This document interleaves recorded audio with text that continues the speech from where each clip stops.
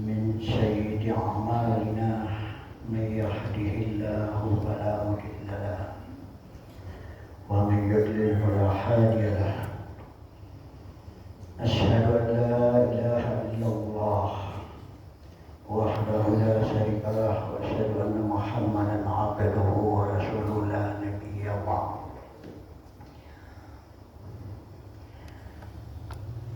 Allahumma salli wa sallim wa barik ala Muhammad wa ala alihi wa ashabihi rasulillahi ajma'in. Amma ba'du, fa ya ibadallah, ittaqullaha haqqa tuqatih wa la tamutunna illa wa antum muslimun. Kaum muslimin, bapak-bapak, ibu-ibu yang dirahmati oleh Allah Subhanahu wa taala. Kembali pada pagi yang berkah ini kita bersyukur atas kehadiran Allah Subhanahu wa taala. Sangat luar biasa perjuangan awak. Sabana kalaulah tidak karena panggilan as-salatu khairun minan naum, wa makna memuji salimui kata ingalingan. Saya tanya ke orang tidak jago, besok tanya nama kalau tadi. Tapi karena ini sudah menjadi kebiasaan awak, bangun subuh lalu ke masjid, lalu kalau itu tidak kita lakukan juga menjadi penyakit awak, menjadi penyesalan. Mudah-mudahan kehadiran kita pada hari ini Allah diberikan oleh Allah kepada kita yang pertama rahmat, hidayah, petunjuk, dan diampuni segala dosa kita. Amin ya rabbal alamin. Salawat dan salam kepada junjungan alam yakni Nabi besar Muhammad sallallahu alaihi wasallam. Allahumma salli ala Muhammad wa ala ali Muhammad. Bapak-bapak, ibu yang dirahmati oleh Allah Subhanahu wa taala. Tadi imam awak begitu iqamah dikumandangkan, dipersilakan ambo menuju ke depan. Bukan ambo merasa asing di masjid awak itu, karena yang jadi imam itu orang yang tahu persis keadaan jemaah. Kamu kenal aja jemaah sih kok. Mana yang tidak bisa rukuk lama-lama, kenal mo. Akan tetapi ada sesuatu hal. Siang pelatihan diutus oleh Camat Tambang ke Bangkinang ke Sebangpol. Itu pelatihan etika berpolitik yang membuat KPU dengan Bawaslu. Materi yang disampaikan denyo awak disuruh etika, uang kampung disuruh etika, bermoral lah berpolitik. Lalu bertanya oleh bagi narasumber itu, semuanya yang dia jauh beretika politik itu bukan kami, ya kan?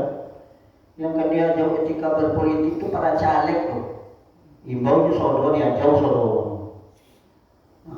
Inyo yang mansyong dulu, timnya itu. Bolak uang pertanyaan itu bolak uang. Jadi sebetulnya etika berpolitik itu masyarakat itu sudah bagus berpolitik. Tapi kadang-kadang yang kena awak jual itu yang membuat masalah itu. Uang S2 tamat di kawalan, uang S1. Uang S1 di tamat yang tamat SMA. Uang yang tamat SMA mencari di kawalan uang pakai ijazah paket itu mulai gitu. Jadi Bapak Ibu yang dirahmati Allah Subhanahu wa taala. Jadi sebetulnya dalam kehidupan bermasyarakat, berorganisasi, berpolitik, bertransaksi dengan masyarakat lingkungan, jole nanti perilaku mana yang munafik dan mana yang istiqomah. Jadi kita itu harus masuk ke dalam golongan orang-orang yang istiqomah. Amin ya rabbal alamin. pagi hari ini berapa lama dia sholat? 10 menit. Lebih ya. Ini kalau kultum kuliah 7 menit. Sudah itu pagi apa nama? Tausiah singkat. Berkah. Ya nak beliaunya panjang loh. Sholat subuh. Nak bisa buat loh. Ini sekali sebulan, sekali seminggu. 2 kali seminggu. 2 kali seminggu. Kalau lama-lama ya kan jadi fitnah. Kalau di uang hendak tayo pun itu apa ngaji sudah subuh. Kalau semuanya agonya. Ini nak tayo. Uang tayo nak apa dia kan? Betul. Ini uang tayo berapa loh? Nak lepas sudah loh. Itu dia. Potong tapi sudah cuma main nak jadi di kuliah subuh warnanya. Mana bahaya. Ibu-ibu yang dirahmati oleh Allah Subhanahu wa taala. Kaji kita pada subuh hari ini singkat. Akan tetapi kita harapkan yang singkat itu dimanfaatkan atau diamalkan. Amal itu kan perbuatan. Jadi perbuatan itu bisa perbuatan baik dan bisa perbuatan buruk. Amal itu bukan ibadah saja. Yang namanya amal itu adalah perbuatan manusia. Apakah amal itu amal baik, maka nilainya adalah ibadah. Kalau amal itu buruk, pelaksanaan atau perilaku kita itu buruk, maka sanksinya adalah neraka atau dosa. Jadi sekarang kita kaji nilai-nilai ibadah yang berkualitas. Apa-apa aja nih ibadah yang berkualitas. Berkualitas itu bermutu. Ibadah yang bermutu. Ibu-ibu yang dirahmati oleh Allah Subhanahu wa taala. Kalau kita pelajari atau kita kaji nilai, maaf ya. Aduh ya.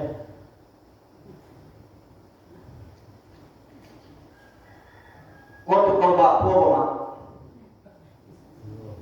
Tukau? Satu. Kalau ada nimbol ke abang kau, nio, tulah kau. Tidak. Kenapa? Dia apa dah tidak ada mak? Karena ada Nilai. Ada nilai. Nah, seperti itu juga ibadah kita. Ibadah yang diharapkan oleh Allah Subhanahu wa taala kepada kita itu adalah ibadah yang memiliki nilai. Apa-apa saja ibadah yang memiliki nilai itu. Salah satu contoh adalah ibadah yang barusan kita lakukan. Apa itu? Sholat subuh berjamaah. Tinggi nilai itu. Sehingga dikatakan oleh Rasul sallallahu alaihi wasallam, inna asqala sholatin 'alal munafiqin. Katanya, sungguh sholat yang paling berat dikerjakan oleh umat Islam itu, oleh orang munafik itu. Dulu hadis itu ala munafiqin. Sungguh sholat yang paling berat dikerjakan oleh orang-orang munafik. Sholat apa? Berapa kali sholat saya semalam mak? 5. Akan tetapi ada 2 sholat. Apabila mereka lalai mengerjakan, maka dicap oleh Rasulullah Shallallahu Alaihi Wasallam mereka ini adalah golongan orang-orang munafik. Sholat apa itu? Yang pertama sholatul Isya. Sholatul Isya. Bawa sholat Isya mah, ada sholat yang paling boleh yang kedua apa dia? Wassolatul fajar. Sholat subuh. Bahkan orang yang kalau dikaji orang yang tidak melaksanakan sholat subuh berjamaah, maka dia dimasukkan oleh baginda Rasulullah Shallallahu Alaihi Wasallam ke golongan orang-orang yang munafik. Supaya itu kalau mau dengan masalah dia ada Kalian Ustaznya Bu Il dan mereka kaji berceramah tuh ponan menyinggung orang ini nya. Kalau menyinggung sih Pak. Itu kan wapun ada singgung. Memang ini sabda Rasul. Memang ini hadis Rasulullah. Soalnya hadis itu Ibu. Bapak Ibu hadis soalnya. Maka beruntunglah kita orang-orang yang mau sholat subuh datang ke masjid lalu sholat berjamaah. Kita sudah terlepas dari golongan orang-orang munafik itu. Nah, ini yang pertama pelajaran kita. Jadi nilai yang berkualitas ibadah kita di atas dunia ini, salah satu di dalamnya termasuklah ke dalam sholat subuh berjamaah. Bahkan baginda Rasulullah SAW bagi orang yang tidak mau datang ke masjid melaksanakan sholat subuh berjamaah, maka dicap oleh Rasulullah SAW itu adalah golongan orang-orang yang munafik. Tentu munafik ini mak. Tentu munafik. Dalam surat Al-Baqarah ada 3 golongan manusia itu. Yang pertama golongan orang-orang mukmin atau orang-orang beriman. Itu Allah jelaskan hanya 3 ayat saja. Kemudian yang kedua golongan orang-orang kafir. Allah jelaskan hanya 5 ayat saja. Wa minan nasi may yaqulu amanna billahi wa bil yaumil akhir. Mereka itu wa minan nasi may yaqulu amanna. Apabila bertemu dengan orang-orang yang beriman, dia menyatakan dirinya untuk beriman kepada Allah Subhanahu wa taala. Yang sesungguhnya mereka itu tidak beriman. Bukan orang mukmin. Makanya orang munafik itu dimasukkan oleh Allah Subhanahu wa taala di dalam surat Al-Baqarah itu 12 ayat. Coba bayangkan. Orang beriman cuma 3 ayat. Orang kafir cuma 5 ayat. Orang munafik dimasukkan oleh Allah Subhanahu wa taala sekaligus ciri-cirinya orang munafik itu sebanyak 12 ayat. Kenapa banyak Ustaz? Kenapa banyak yang 12 ayat dan 12 ayat? Karena orang munafik itu sangat berbahaya. Ingat tak kita sejarah Abdullah bin Ubay bin Salul? Beliau itu menyatakan dirinya beriman kepada Allah Subhanahu wa taala. Salat di Masjid Nabawi diimami oleh baginda Rasulullah sallallahu alaihi wasallam. Upaya kehadirannya ke masjid itu tidak lain dan tidak bukan membuka rahasia-rahasia baginda Rasul diceritakan kepada lawan-lawan baginda Rasulullah sallallahu alaihi wasallam. Itu orang munafik. Berbahaya. Sehingga baginda Rasulullah sallallahu alaihi wasallam takutnya menghadapi orang munafik daripada orang-orang kafir. Kenapa? Orang kafir itu jelas kekafirannya. Kenapa wajah kau sapi cakolnya? Wang kafir itu mak wang kafir itu jadi aku ini seperti itu kau sapi lah. Itu logika ya. Dalil mengaji itu kan ada dalil nakli dan ada dalil akli. Contoh menyebut boso itu kau sapi. Ada sekelompok manusia yang mengatakan boso itu nak binti dulu, nak laku gay dulu. Itu orang munafik, jelas dia. Itu orang kafir, ingkar, tidak mau mengakui bahwasanya ini adalah uang 100. Jolek ingkarannya mak. Lalu sikap orang munafik itu seperti apa? Kenapa sikap orang munafik itu? Dibuat pitiko sesumpur, padahal palsu. Maknanya sesumpur kalau tidak orang teliti menengok dong. Tapi orang banyak tengok. Belajar dia coba uangnya contoh mencari contoh satu itu. Contoh orang beribadah, contoh orang pergi ke masjid, hujan-hujan, balapan selimut. Karena meyakini bahwasanya nilai ibadah sholat subuh itu sangat tinggi sekali. Wong munafik lama aja dia mampu dibawa piti palsu. Sehingga dia tak bakal jawaban rumah itu. Tak, selesai. 10 orang bisa saya. 1 juta pun saya dia dari ke uang. Berhasil. Itu orang munafik. Itu dalil akli, dalil akal. Maknanya seperti itulah contohnya dalam kehidupan manusia. Kemudian sekiranya mereka yang munafik itu mengetahui keduanya, walau ya'lamuna nama fihima la atauhuma walau habwan. Maknanya sekiranya mereka mengetahui keutamaan atau nilai pahala salat subuh kan maksudnya dipastikan mereka itu akan menghadirinya.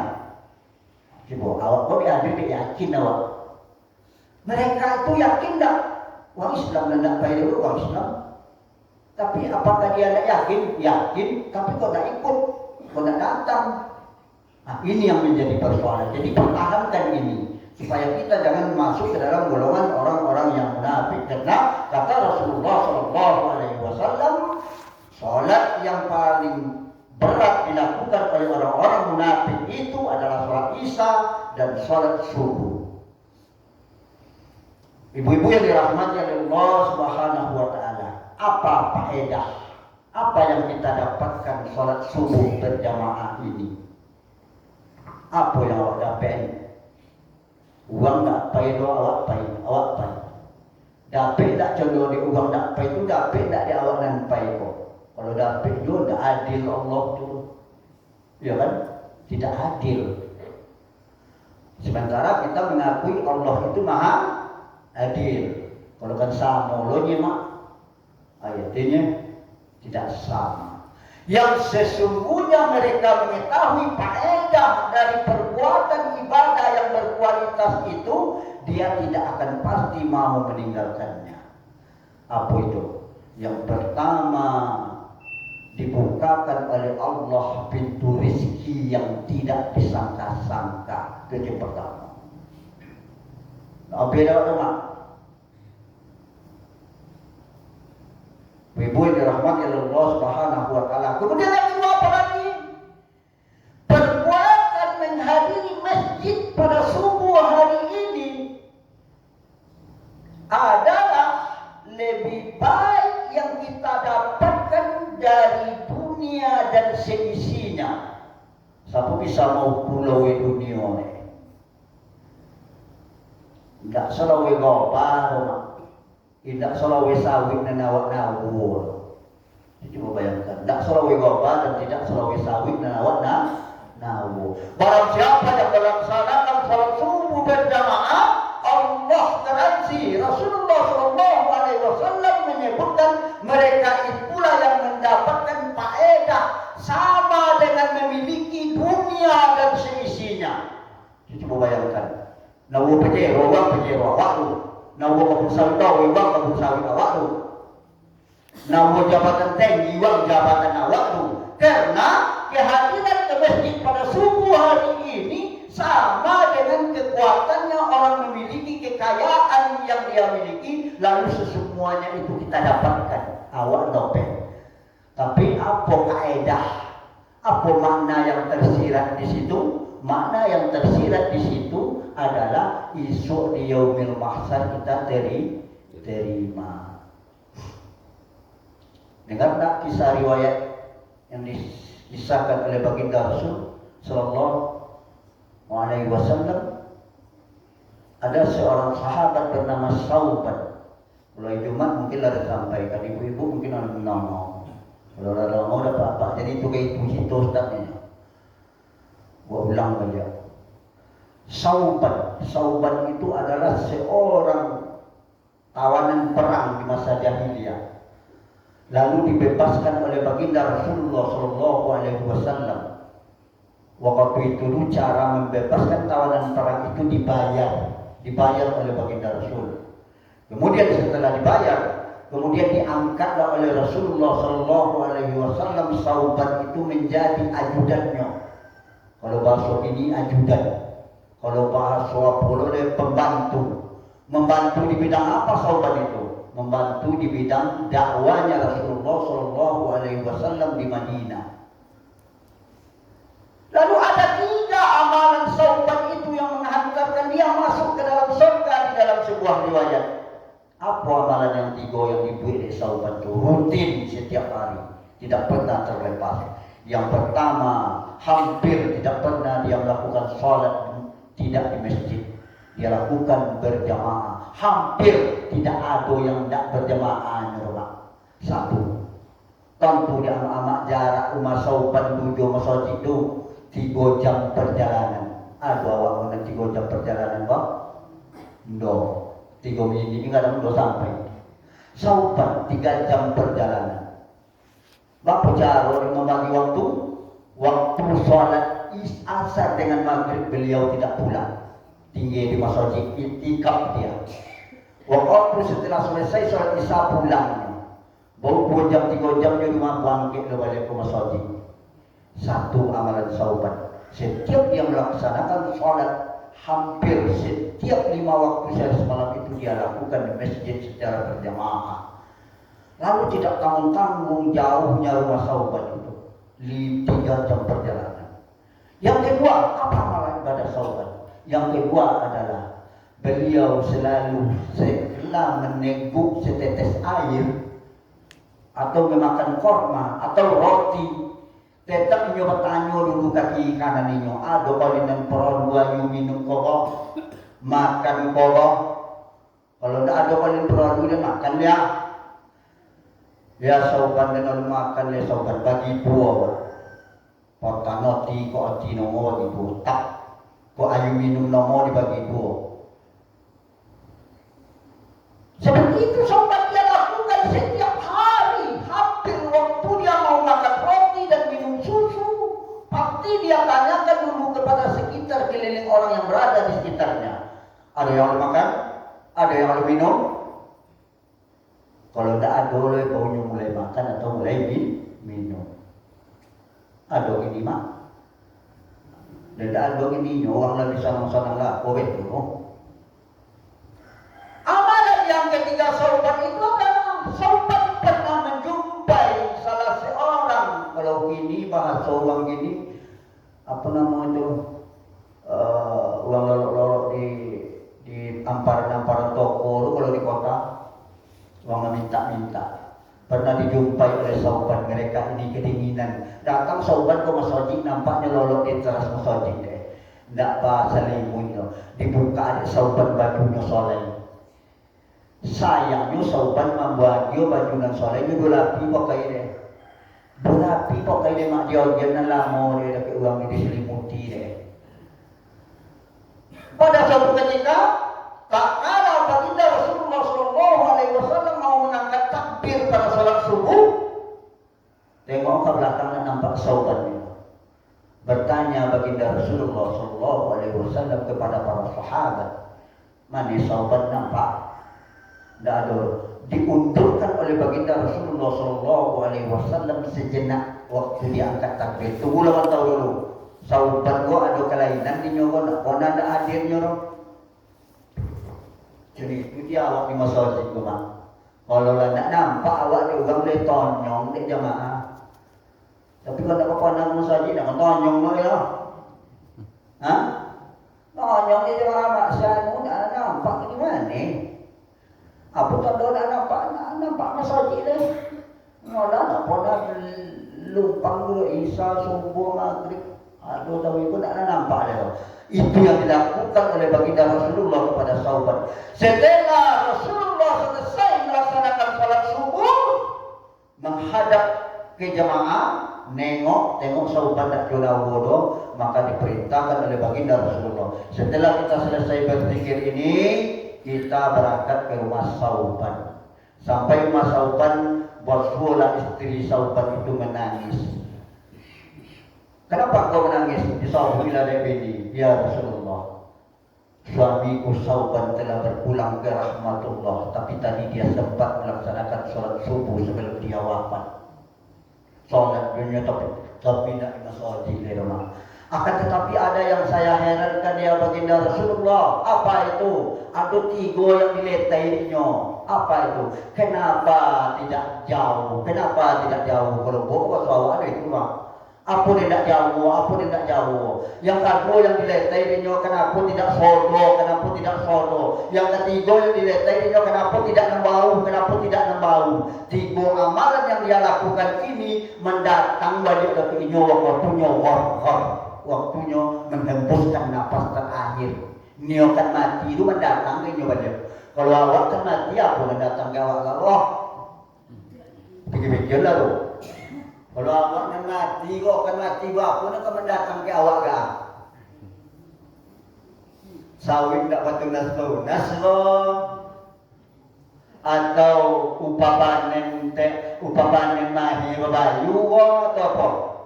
Lalu boleh mahi kita upapanen no, sawi itu uang mahi bayu upapanen kau ugi dan ni no. Uang itu contoh kalau dia ugi ni malah dia upapanen no ke uang bermasalah dulu. Sampai 3 ibadah yang dia lakukan itulah yang menghantarkan sauban itu masuk ke dalam surga Allah Subhanahu wa taala. Apa yang diletak ini tu mak kenapa tak jauh?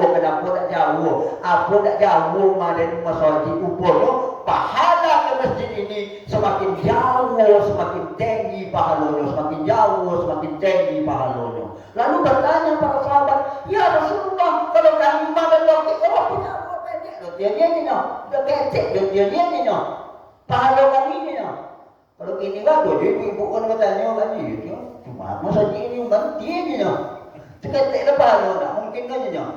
Kata baginda Rasulullah sallallahu alaihi wasallam, orang yang dekat rumahnya dengan masjid harus lebih dulu dia masuk masjid ketimbang orang yang jauh dari masjid. Sama pahala. Kalau tidak ada semakin doke umat, semakin dinyolot masuk. Macam ni kan beda pasal ruku, kalau tak mengerti solat, masalah terkadang dia ruku boleh yor, tak mengerti rakaat jawab dia. Ada macam itu diniatkan rusak pahala kita rusak. Bahkan sebahagian para ulama menyebutkan orang yang masbuk itu tidak dia tersambung dia nyolot takbir imam tu dah masbuk dia. Betul dialui kaji orang-orang salafi, orang-orang salaf. Allahu Akbar. Awak pun mulai dah. Allahu Akbar. Tapi kalau lah sudah lo baca ayat, jauh-jauh lo masuk ke masjid mengajar rukuk. Aku nak nioleh coba orang yang datang pertama tadi. Mau datang pertama dia sampok dia i'tikaf dulu, baca Quran, berzikir, baca Quran dulu, baru iqamah, sholat sunatnya dulu. Ya kan? Nak niolanya sudah pahala orang datang ke situ. Jadi kata baginda Rasulullah, kalau kalian ingin memiliki pahala yang berlipat ganda seperti orang yang jauh rumahnya dari masjid, maka hendaklah kamu lebih cepat datangnya ke masjid ketimbang orang yang jauh.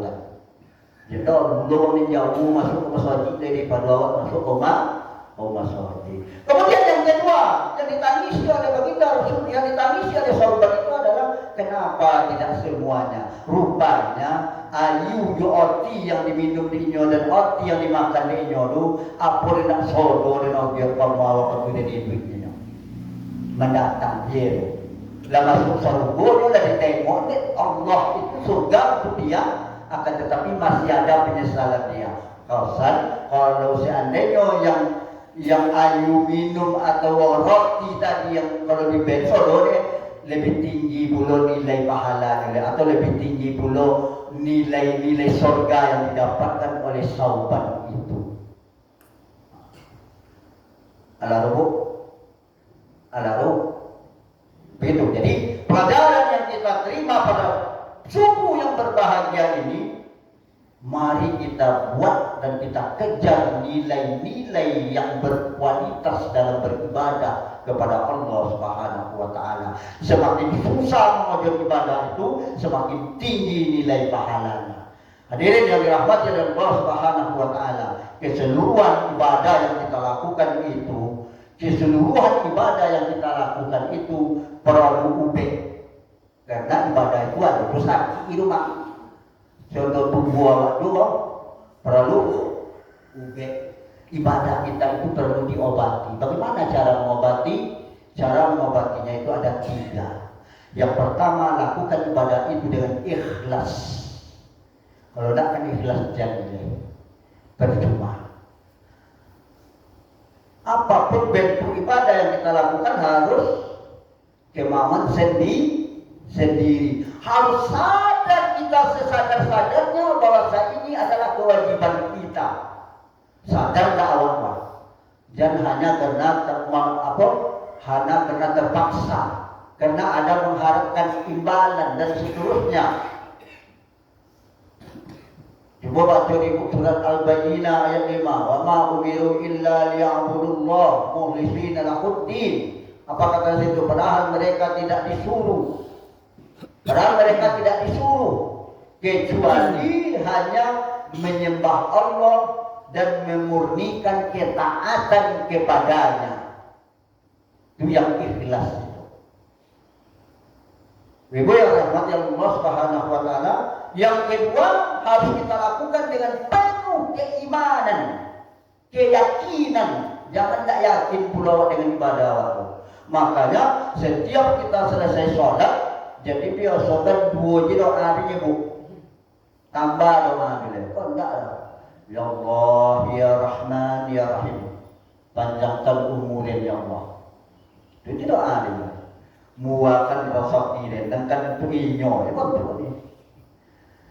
Panjang umur je, muar rasa je, aduh itu doa. Betul deh. Rabbana atina fid dunya hasanah wa fil akhirati hasanah wa qina azabannar. Kan itu penutup doa ya. Tambah doa. Apa doa itu? Ya Allah, ya Rahman, ya Rahim, terima ibadah dari ya Allah, terima ibadah dari Allah. Temo ibadah dari Allah. Lu kok temo boleh pak? Nah iyong gitu. Temo doa dari Allah. Kalau dia tak ngerti dalam itu ya Allah, berikan ilmu dan tentang itu ya Allah. Bukakan hati dia untuk menonton pengajian ya Allah, ya Rahman, ya Rahim. Ustaz yang datang kan tak sesuatu curi kocau ceramah. Ada pula bekok nak mengaji khusus fikihnya. Asyik tu ambil pelajaran. Kalau kini kau kan kajian umum aja banyak kan. Kemudian yang ketiga adalah diobati dengan ittiba. Apa itu ittiba? Laksanakan amal ibadah kepada Allah Subhanahu wa taala sesuai dengan apa yang telah ditetapkan oleh baginda Rasulullah sallallahu alaihi wasallam. Jangan ditambah-tambah dan dikuang-kuang. Tapi ingat, kok Rasulullah tak pernah bodoh ni, apa bodoh mana baru. Itu yang sifat duniawi namanya. Ya kan? Itu sifat duniawi. Jadi ittiba, apa itu ittiba? Mengikuti tuntunan Nabi Muhammad sallallahu alaihi wasallam, karena Allah nyatakan kepada baginda Rasulullah, al-yawma akmaltu lakum dinakum wa atmamtu alaikum wa ni'mati wa raditu lakumul Islam madina. Jangan amal ibadah boleh mak. Wa ni'mati wa raditu lakumul Islam madina. Nikmat awak wajila nawur. Nikmat awak hidup tu hamla nawur di Allah tu. Rezeki itu sudah dijamin oleh Allah itu. Singkat cerita, ada orang masuk ke dalam lubang. Tidak bisa ditolong dulu, tahu timbul serigala atau timbul seekor binatang nampak di dalam. Kalau rezekinya tidak ada, dia sudah wafat itu. Tapi karena rezekinya ada, berarti dia akan dihidupkan oleh Allah Subhanahu wa taala. Selamatnya kate dibawa. Ada apa ini? Kita masuk ke dalam sumur itu tadi aja. Tak ketek roletak pada badan Indonesia.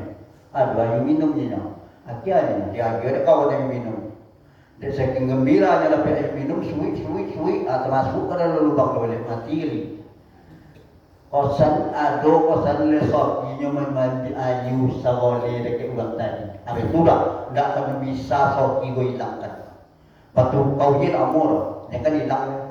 Jadi jangan ragu dalam kehidupan ini. Berikhtiar kita. berusaha kita. Tapi jadi rumah aja nih. Ini Ustaz tadi sok gila dijamin Allah itu rumah aja, itu enggak tuh loh. Itulah sosek itu wali amur. Tugas kita berikhtiar kepada Allah Subhanahu wa taala.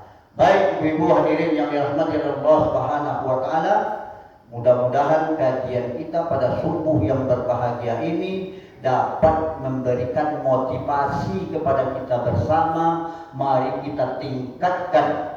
Nah, kita pertahankan no. Kalau pertahankan masih banyak kelemahan awalnya, ya kan? Tapi kalau ditingkatkan, umpamanya lala baik masjid ini waktu copet, ya.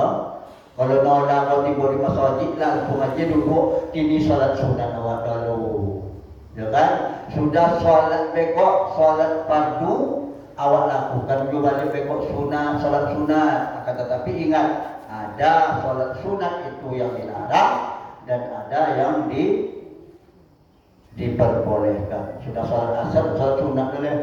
Ini bos, juga kawan itu sudah salat asar, tidak lo menjamak je lo. Berzikir lo berdoa tu, asal tu toga, ngapung, sudah kalau tu salat apung tadi dunia. Ada tiada salat sunat tu banyak juga Pak Ustaz ini. Ada buku orang sudah salat asar, salat sunat tu nyapu ni jawab. Kalau mau dia kata tentu je. Betul tak boleh je. Dah salah juga dia.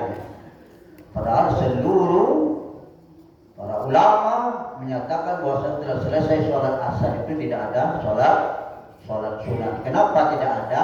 Karena di waktu itu adalah jamnya beribadah umat-umat lain. Jadi supaya jangan sama waktu itu, maka itulah sebabnya tidak diperbolehkan sholat sunat setelah asar itu. Demikian, karena bolehlah berhuni. Mudah-mudahan bermanfaat kita pada pagi hari ini.